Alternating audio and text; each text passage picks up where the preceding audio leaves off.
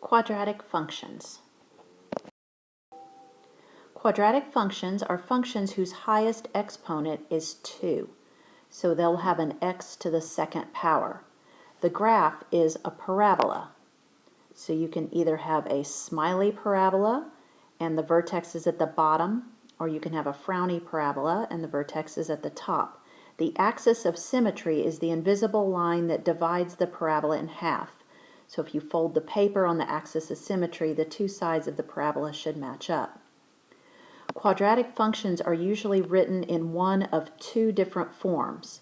The first form is standard form, but some books call this vertex form because you can look at it and immediately find the vertex. So it's f of x equals a times x minus h all squared plus k. The vertex is the h and the k, and the axis of symmetry is the equation, the vertical line, x equals h. In the form, think of the minus sign as opposite and the plus sign as same. So for the vertex and the axis, change the sign of the h value. Change the sign of the h value and keep the sign of the k value. So change the sign, keep the sign. So, sorry about this scribbly scribble, but it says use the vertex to sketch a graph, make a table, and give the equation for the axis of symmetry. Then it says name the domain and range. So here's our equation. It's in standard or vertex form. F of x equals x plus 3 all squared minus 4. So the 3 is the h, the 4 is the k, and the vertex will go in the middle of the table. So the vertex is, change the sign, so negative 3, keep the sign, negative 4. And the vertex goes in the middle of the table. Then the axis of symmetry is x equals negative 3. It's the h value with the sign changed. Now once you have your vertex in the middle of your table, you need to pick one number smaller than negative 3 and one number bigger. So we'll pick negative 4 and negative 2. And we'll plug those into the equation. So we've got parentheses negative 4 plus 3 all squared minus 4, which comes out to be negative 3. And then the negative 2 plugged in would be 1 squared is 1 minus 4, also negative 3. Unless the x value of your vertex is some kind of weird fraction, if you just pick one number above and one number below, then these two y values should be the same. So that's a way you can kind of check. So our points that we're plotting are negative 4, negative 3, negative 3, negative 4, and negative 2, negative 3. So we'll plot those points. From the table, negative 4, negative 3. It's right there. Negative 3, negative 4. And negative 2, negative 3. So there's our parabola, and the axis of symmetry runs down the middle. It's a smiley parabola because the a value, which is the number in front of the parentheses, invisible positive 1, is positive. So if a is positive, you're going to have a smiley parabola. If a is negative, it's going to be frowny. We were also asked to find the domain and range. So looking at the graph, the domain is the farthest left x to the farthest right x. So this graph goes to the left forever, it goes to the right forever. So negative infinity to positive infinity, or you can write the symbol for all real numbers. Just to let you know, all parabolas have the domain all real numbers. Then the range is the lowest y value to the highest y value. So the lowest my graph goes is down at the bottom where y is negative 4, and it's solid through there, so I need a bracket. Then the highest it goes is up forever positive infinity, and remember infinity always has a parentheses. Let's try another one. F of x equals negative 1/2 times x minus 4 all squared plus 2. So my h and my k. Then the vertex is the hk, but you change the sign, keep the sign. So positive 4, positive 2. The equation for the axis of symmetry is x equals positive 4, the h value. Vertex goes in the middle of my table. Then I want to pick a number smaller and a number bigger and plug into the formula.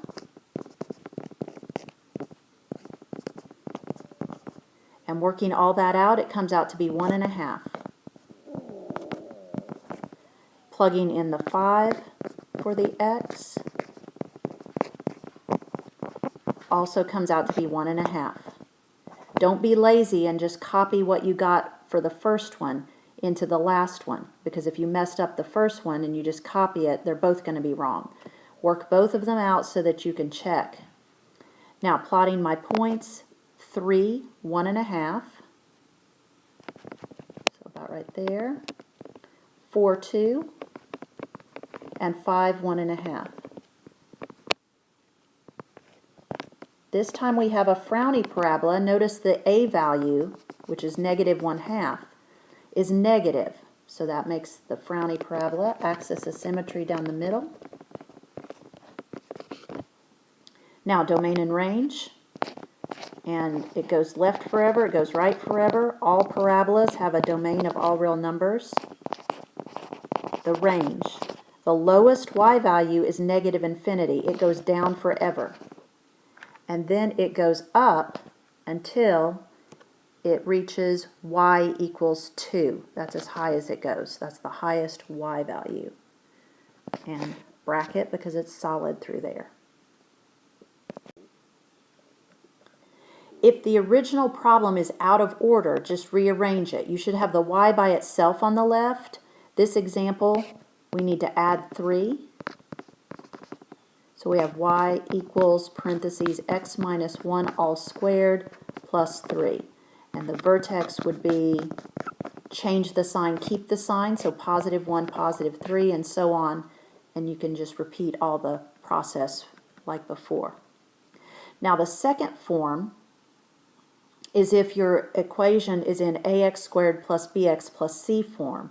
This is actually what most books call standard form, but anyway, when it's in this form, you can't just look at it and get the vertex. You have to use this little formula, x equals negative b over 2a. That gives you actually the axis of symmetry. And then that's the same x value that the vertex will have, and you have to plug it into the table to get the matching y value for the vertex. So let me show you what I mean by that. We're going to do all the same instructions, the vertex, axis of symmetry, make a table and graph, find the domain and range. We have f of x equals x squared plus 10x plus 10. So invisible 1 in front of the x squared is the a, the 10 is the b, and we don't need a c, but if we were using c, this last 10 would be c.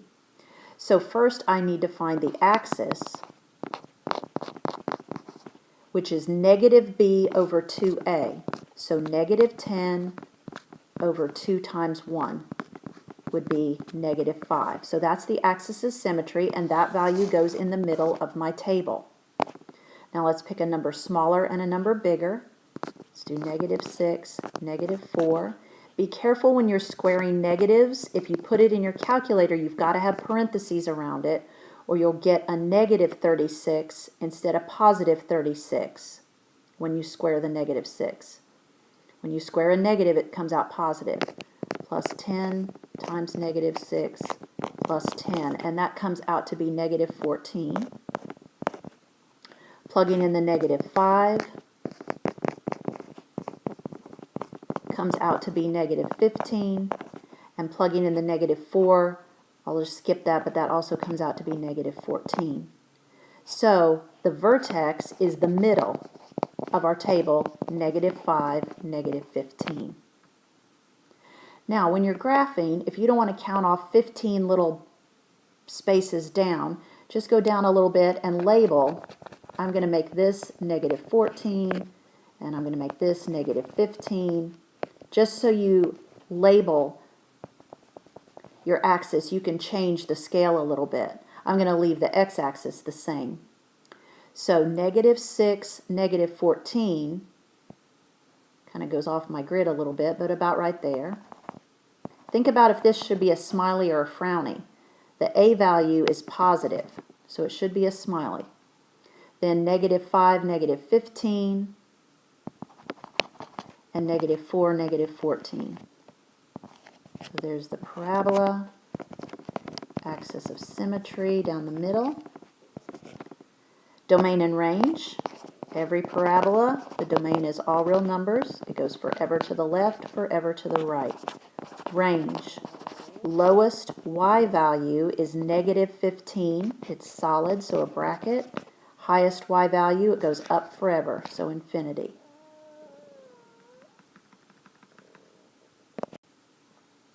Same type of problem. The A is -10, so it's negative. We're looking for a frowny. B is 50, C is 12, so the axis is going to be x equals -b over 2a. So -50 over 2 times -10, which turns out to be 2.5. And that goes in the middle of our table. Now let's pick a number smaller and a number bigger. You don't have to keep with the 0.5. I can just go down to the next whole number, which is 2, and up to the next whole number, which is 3. When I plug those values into the formula, when I plug in a 2, I get 72. When I plug in 2.5, I get 74.5. And when I plug in 3, I get 72. So the middle one is the vertex.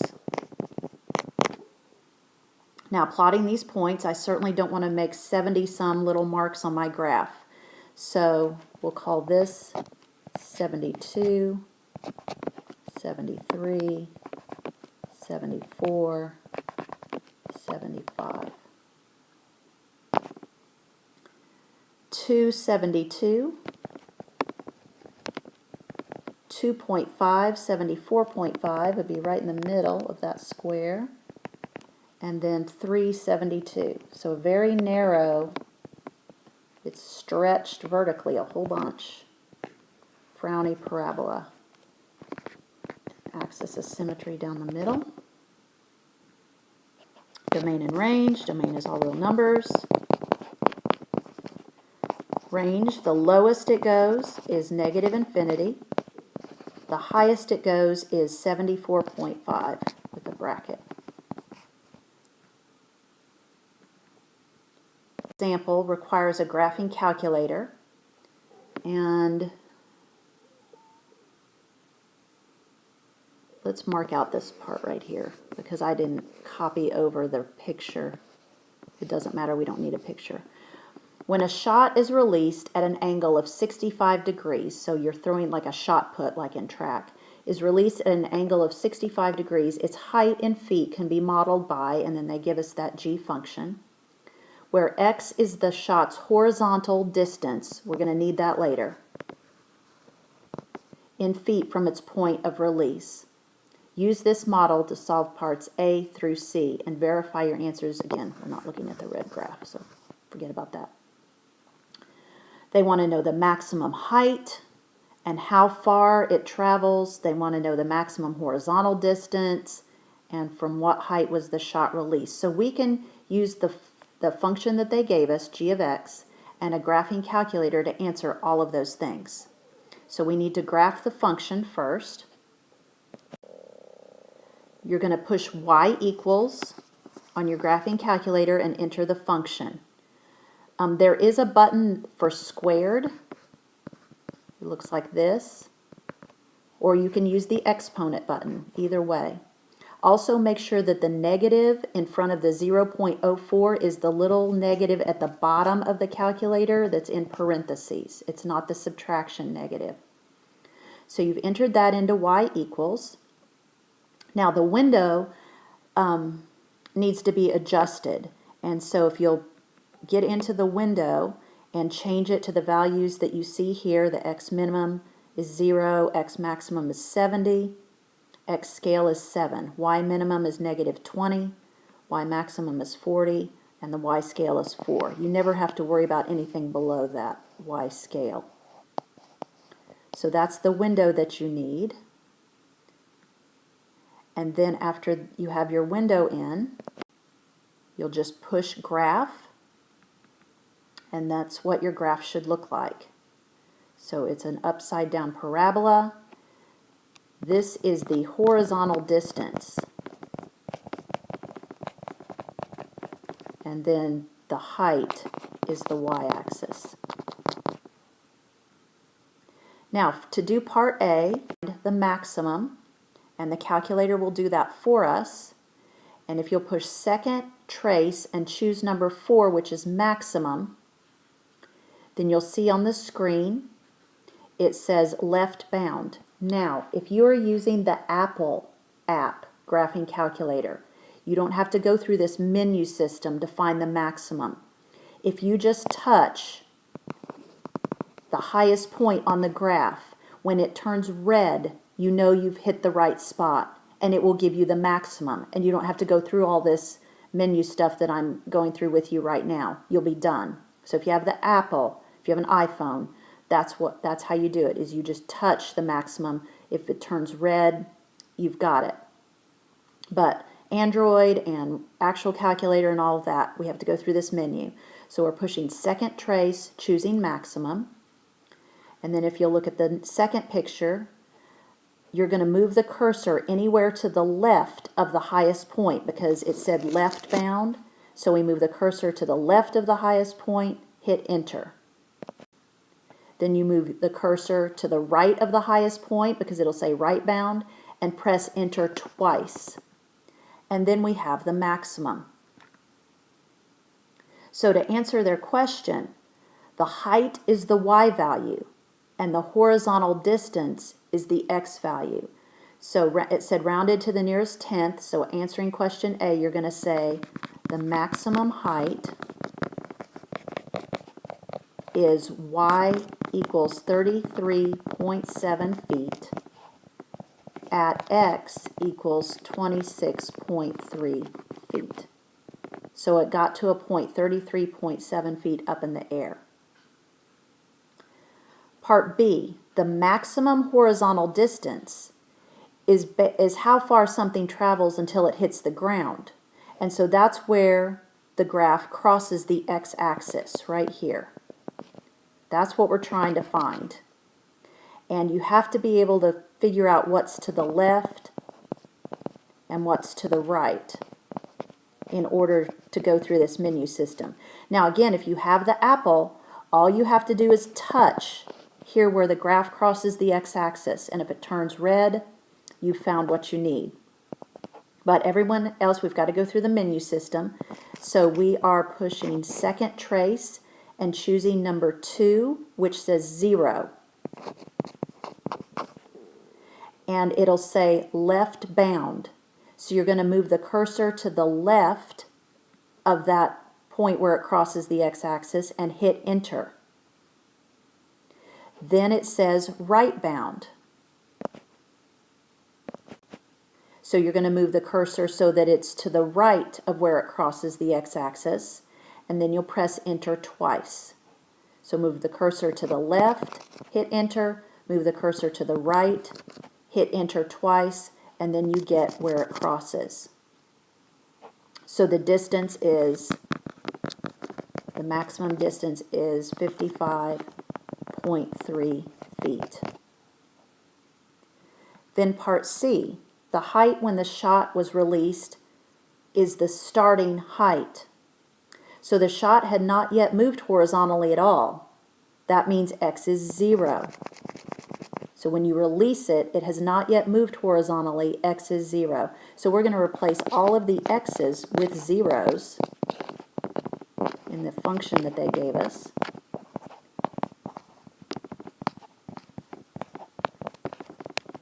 And of course, everything's going to be wiped out except for the 6.1. So it was 6.1 feet in the air when it was released. For your homework, there are a few problems that need special windows for your graphing calculator. If you'll look at the end of your notes for this section, I give you the windows that you need for those problems.